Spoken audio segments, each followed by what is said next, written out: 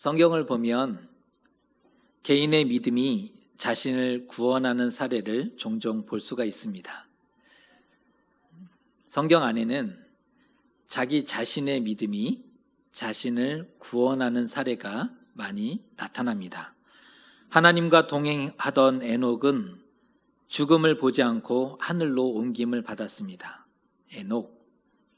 또한 노아는 의인이고 당대 완전한 자라고 평가를 받았는데요. 그가 하나님과 동행함으로 홍수로 땅이 멸망당할 때 구원을 받게 됩니다. 그들은 하나님께 믿음을 인정받았고 마침내 구원받았음을 보게 됩니다. 하나님께 믿음을 인정받은 거죠. 그리고 마침내 구원을 받았음을 알 수가 있습니다. 오늘의 상황은 어떨까요? 롯이 어떻게 구원받았는지 이 말씀을 함께 묵상하면서 우리 자신에 대해서도 도전받고 또 새롭게 되었으면 좋겠다 싶습니다. 소돔과 고모라는 물이 넉넉했습니다. 광야가 많았던 이스라엘 땅인데 물이 넉넉했으니 살기가 좋았던 도시죠. 성경이 비유하기를 여호와의 동산 같았다 쓰고 있고 애굽같이 풍요로운 땅이었다라고 기록하고 있습니다. 소돔과 고모라는 물이 넉넉했고 아주 풍요롭고 또 살기 좋았던 도시였던 것입니다. 하지만 그들에 대한 비난이 크고 악명이 높았습니다. 자연환경은 너무나 좋았는데 그들에 대한 비난과 악명이 높았고 평판이 아주 나빴던 도시 중에 하나였던 겁니다. 하나님이 그들의 모든 행위가 사실인지 아닌지 직접 보시고자 하셨습니다. 그래서 천사를 보내신 거죠. 두 천사가 소돔에 이르렀을 때 롯이 간청하며 접대합니다. 성문에 앉았던 롯이 그들을 발견하고 간청하며 말합니다. 그랬던 까닭은 천사임을 알았다기보다는 손님을 접대했던 고대 사회의 관습 때문이었습니다. 누군가 길손이 오면 그들을 최선을 다해서 영접하고 대접하는 것, 이것이 고대 사회의 중요한 관습이었는데 소돔에 왔던 두 사람에 대해서 롯이 영접하고 그들을 대접했던 거죠. 그러니까 롯은 부지중에 천사를 영접하게 된 겁니다. 하지만 소돔 사람들이 노소를 막론하고 롯의 집을 에워싸게 됩니다. 이유가 있는데 그 이유에 대해서 19장 5절의 말씀이 이렇게 말씀합니다. 읽어드립니다.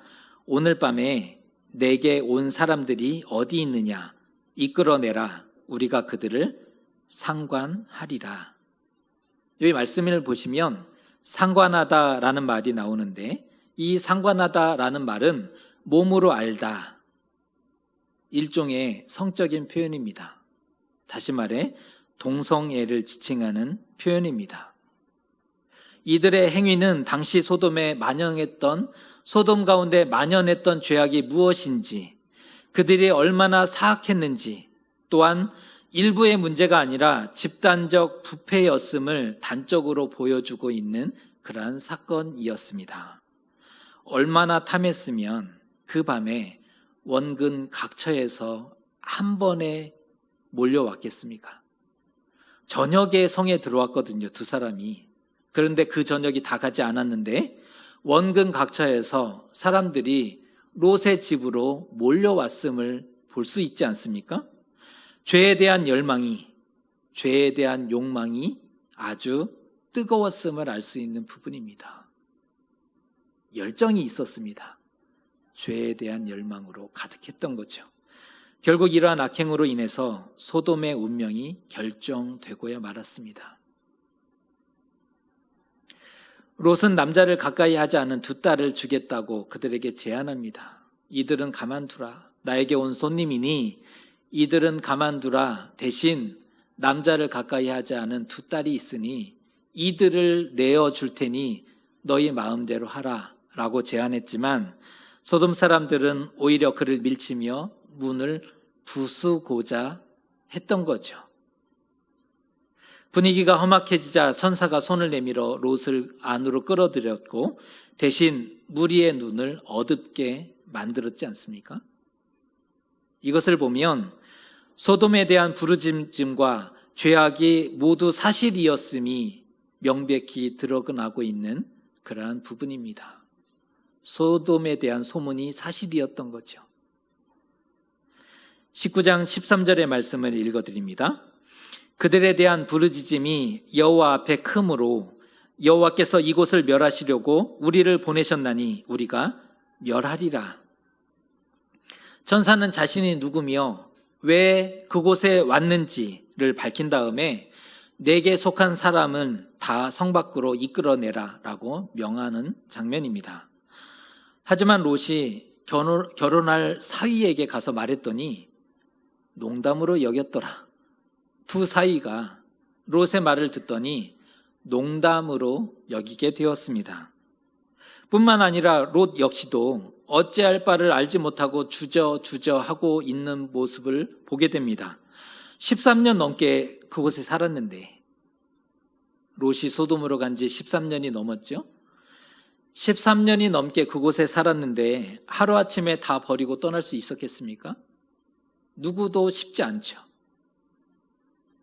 좋았던 만큼 미련이 많이 남을 수밖에 없습니다. 그 땅이 풍요롭고 살기 좋았던 만큼 미련이 많이 남을 수밖에 없었고 아쉽고 아깝고 주저할 수밖에 없는 모습이었을 겁니다. 그 또한 소돔의 죄악이 얼마나 큰지 또 상황의 긴박성과 심각성이 어떠한지를 제대로 알지 못했던 거죠. 롯도 그러하다는 겁니다. 롯이 그렇게 지체하자 천사가 아예 그들의 가족의 손을 이끌고 성 밖에 두었지 않습니까? 도망하여 생명을 보존하라. 천사의 말입니다. 도망하여 생명을 보존하라. 돌아보거나 들에 머물지 말고 산으로 가서 살아라. 멸망함을 면하라 라고 말합니다. 롯을 구원하시기 위한 강권적인 역사입니다.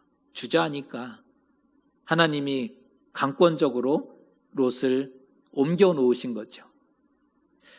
롯은 가까운 소알로 가기를 구합니다. 산이 너무 머니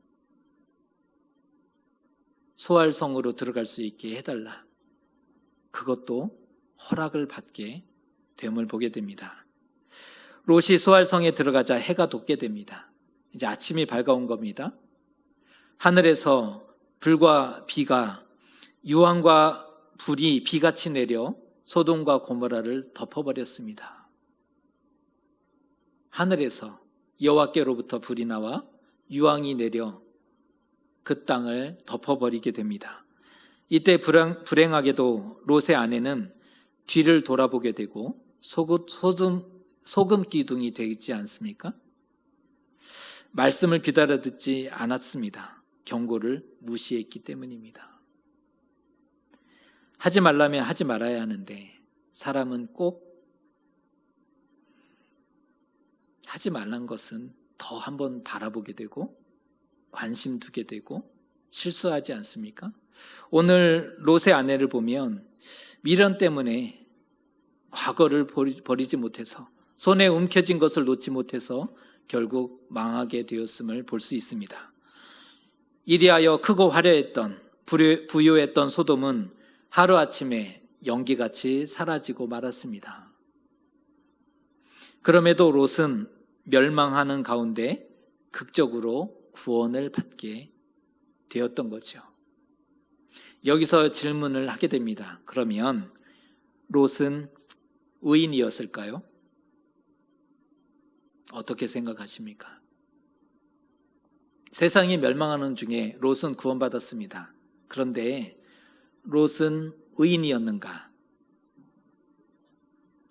롯에 대한 평가를 신약 성경이 하고 있는데 베드로전서 2장 6절 7절의 말씀을 읽어드립니다. 소돔과 고모라 성을 멸망하기로 정하여 죄가 되게 하사 후세에 경건하지 아니할 자들에게 본을 삼으셨으며 무법한 자들의 음란한 행실로 말미암아 고통당하는 의로운 롯을 건지셨으니 롯을 신약 성경에서는 의로운 사람이라고 표현하고 있습니다. 어둠에 무너지는 사람이 아니라 캄캄한 바다를 밝히 비추는 등대 같은 사람입니다. 어두울수록 더욱 선명히 빛나는 하늘의 별과 같은 사람입니다. 소돔과 고모라가 아무리 타락하고 죄악에 관영했을지라도 죄악에 물들지 않는 믿음의 사람인 것입니까? 하지만 구약에서는 단 한 번도 롯이 의롭다, 롯이 하나님과 동행했더라 라고 기록해주고 있지 않다는 것입니다.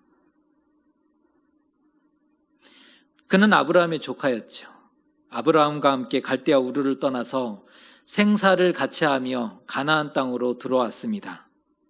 심지어 애굽에도 함께 내려갔다가 올라온 사람입니다. 하나님이 아브라함을 어떻게 부르셨는지, 그리고 그에게 어떤 복으로 약속하셨고 함께 하셨고 역사하셨는지를 가장 가까이에서 보고 들은 사람 중에 하나였다는 것이죠. 하지만 그는 하나님을 알지 못했습니다. 누구보다 많이 하나님의 기적과 은혜와 역사를 보았지만 하나님을 알지 못했습니다. 그런데 더 신기한 것은 그럼에도 큰 복을 받아서 양과 낙타와 소유가 많아졌다라는 점입니다. 이상하죠? 소유가 너무 많아졌어요. 아브라함의 가정과 함께 거할 수 없을 정도로 두 가문이 너무 소유가 많아져서 결국 헤어지게 되지 않습니까? 롯은 눈에 보기에 좋았던 화려했던 요단 지역을 선택하고 그곳으로 가게 됩니다. 잘했을까요? 못했을까요? 판단하기 굉장히 어려운데 그 이유는 그것이 그가 할 수 있었던 최선이었기 때문입니다. 믿음이 없었던 걸요. 롯에게는 믿음이 없었습니다. 하나님이 없었습니다. 육의 복을 받았지만 영의 복을 알지 못했던 사람입니다. 그래서 하나님 없이 육의 복을 받으면 위험한 겁니다. 하나님을 가지지 못하고 이 땅의 복을 가지면 위험합니다. 왜냐하면 결국은 최선을 다해서 소돔으로 내려갈 수밖에 없기 때문입니다. 사람은 하나님을 가지지 못한 채 이 땅을 가지면 최선을 다해 소돔으로 내려가게 됩니다. 그곳에서 사람들과 구별되게 살고자 했습니다. 그곳에서 롯은 최선을 다해서 수고하고 노력하고 땀 흘리며 애쓰며 열심히 살았던 사람입니다. 그런데 오늘 손님을 보호한다는 명분으로 서슴없이 자신의 두 딸을 끌어내려고 하지 않습니까? 이를 보면 결국 그도 소돔의 죄성에 이미 깊이 물들어 있었음을 볼 수가 있습니다. 가까이 하면 닮게 됩니다.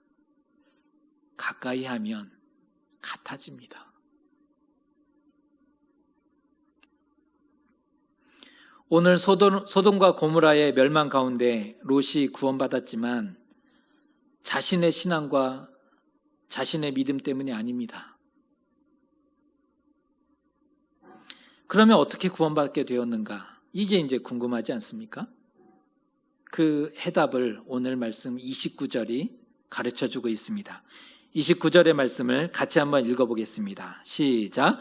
하나님이 그 지역의 성을 멸하실 때에 곧 롯이 거주하는 성을 엎으실 때에 하나님이 아브라함을 생각하사 롯을 그 엎으시는 중에서 내보내셨더라. 누구 때문이라고 기록하고 있습니까? 아브라함 때문이다. 아브라함 때문에 그가 복을 받았던 겁니다. 아브라함 때문에 하나님이 그에게 인자를 더하셨고 아브라함 때문에 그 엎으시는 중에 생명을 구원해 주셨던 것입니다. 그런데 롯은 착각하고 있었습니다. 자신이 열심히 살아서 성실하게 살았기 때문에 소유가 많아진 것이라고 생각했습니다. 자신이 복을 받았기 때문에 여호와의 동산 같은 또 애굽 땅 같이 풍요로웠던 요단 지역을 살 수 있었던 것이고, 그가 부지중의 천사를 영접하게 되었을 뿐 아니라 그 땅이 멸망받을 때에도 구원받았다라고 생각했다는 것이죠. 다시 말해서 구원받을 자격이 충분하다라고 생각했던 사람입니다. 모두가 착각이었습니다. 만일 아브라함이 없었다면 그에게는 아무것도 주어지지 않았을 것입니다. 아브라함이 없었다면 그는 아무것도 받지 못했던 사람입니다. 구원의 근거가 롯 자신에게 있지 않고 아브라함에게 있기 때문입니다. 왜 구원받았나? 아브라함 때문에. 그 구원의 근거가 롯에게 있지 않았습니다. 아브라함에게 있었던 거죠. 하나님이 아브라함을 생각해 주셨기 때문에 그렇게 되었습니다. 창세기 앞을 보면 그돌라오멜의 연합군이 소돔 지역을 침범하지 않습니까? 이때 롯이 포로가 됐는데, 포로가 되었을 때도 그렇고 소돔과 고모라가 멸망당할 때도 마찬가지였습니다. 아브라함 때문에 구원의 기회가 주어졌다는 것입니다. 불의할지라도 의로운 자로 인해서 멸망당하지 않을 수 있습니다. 비록 불의할지는 모르지만 의로운 자에 의해서 멸망당하지 않을 수 있는 것이죠. 나는 어떻게 구원받았는지 생각해 보셨습니까? 나는 어떻게 구원받게 되었을까요?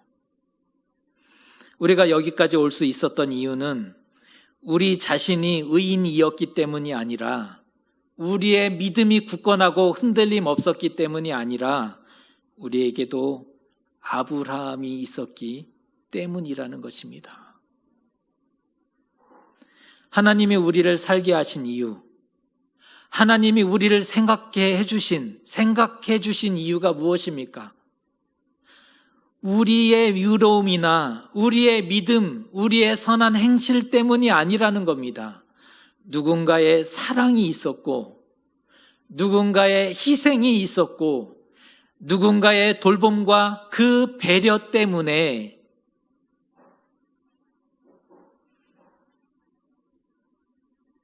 우리에게도 기회가 주어졌고,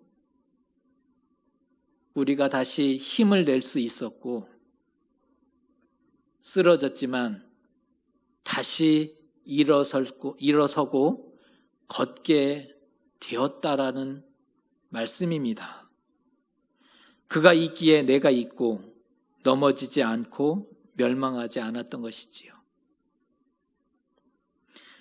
이런 말씀을 들으며 우리는 기대하면서 좋아합니다. 기도하게 되죠. 가슴이 막 뜨거워집니다. 하나님, 나에게도 아브라함을 더해 주세요. 그렇게 적용합니다. 하지만 더 좋은 적용은 따로 있습니다. 내가 누군가에게 아브라함이 될 수 있게 해주십시오. 나로 인해 누군가 복을 받고 구원을 받을 수 있는 기회가 주어질 수 있게 해주십시오 라는 적용입니다.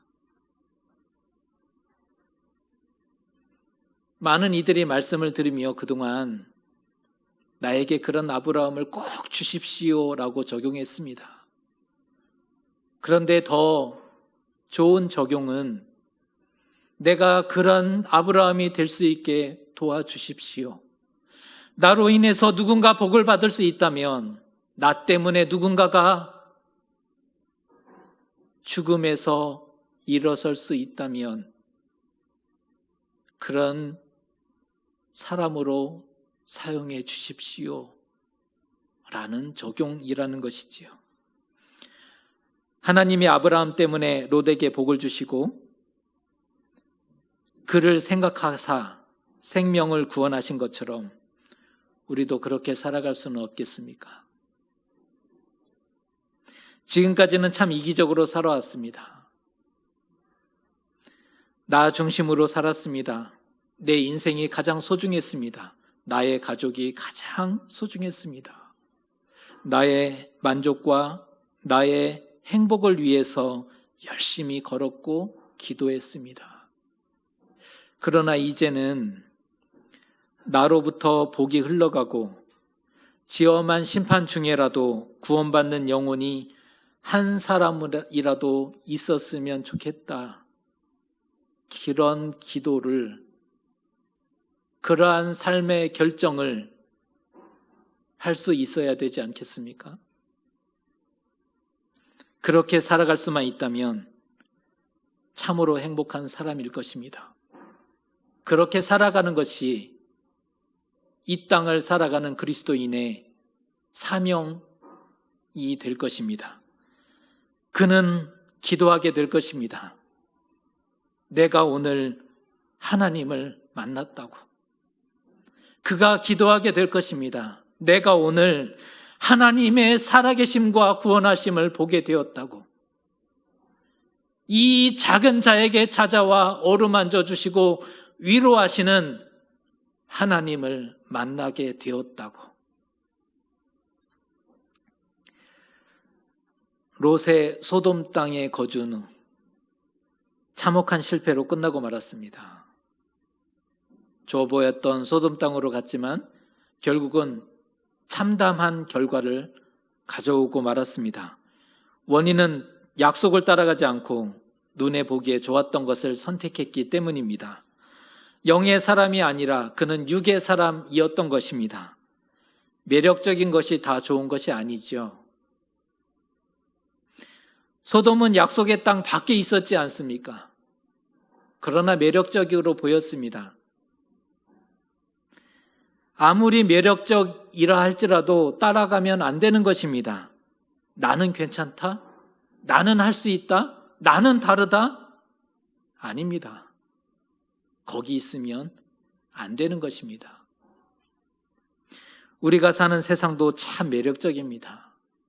우리가 걸어가는 이 땅 참 화려하고 보기 좋습니다. 코로나 때문에 잠시 주춤하고 있지만 우리가 살아가는 세상은 참으로 아름답고 매력적인 세상임이 분명합니다. 믿는 자에게 이 말은 어떤 의미냐면 믿는 자에게 결코 안전하지 않은 땅이라는 의미입니다. 약속의 땅이 아니죠. 그것으로 인해 영혼이 무너지고 생명을 잃어버리게 될 수 있다는 겁니다.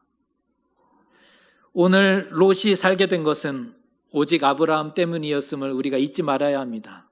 롯이 살게 된 것은 오직 아브라함 때문이었다. 이 시대의 아브라함이 되어 아브라함을 주십시오가 아니라 이 시대의 아브라함이 되어 죄가 관영한 이 세상에서 생명을 구원하고 살리게 되는 저와 여러분 되셨으면 좋겠습니다.